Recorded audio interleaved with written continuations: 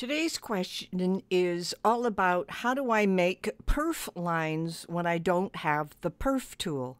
This is the Creative Crafters Podcast. Hi, I'm Bette from Bette's Makes, and this is your questions answered.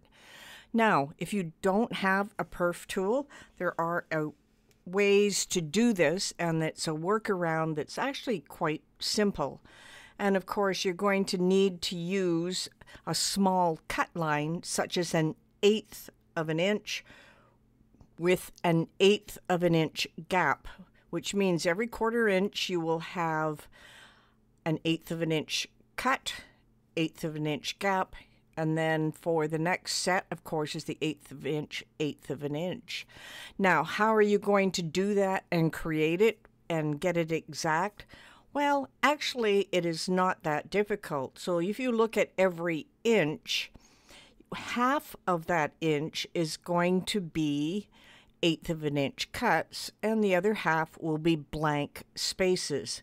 So just think about it. So for a 1/2 an inch, how many eighths do you really have? Well, 4 to be exact. So what you want to do is create an 1/8 of an inch using a score line and changing it to a basic cut and changing the size to 1/8.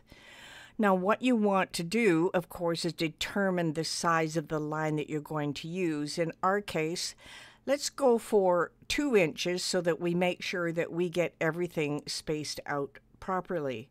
So what you want to do, of course, is start with an 1/8 of an inch, and then you want to have, of course, 8 of those little lines and 8 of the blanks.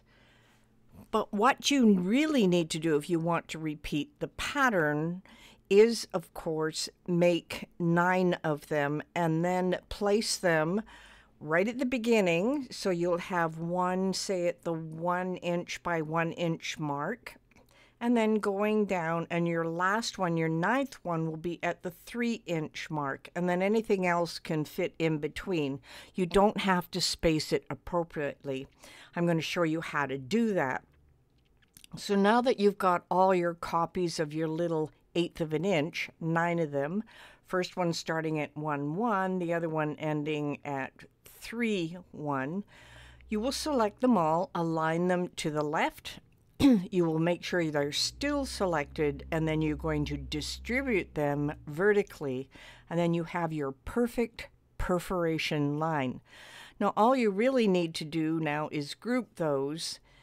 And actually, before you group it, you want to get rid of the 9th one at the end, and that's going to be an important part, so you get rid of that one.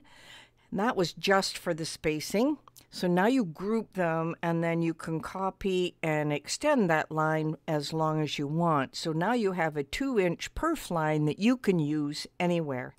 This has been the Creative Crafters Podcast, and your questions answered.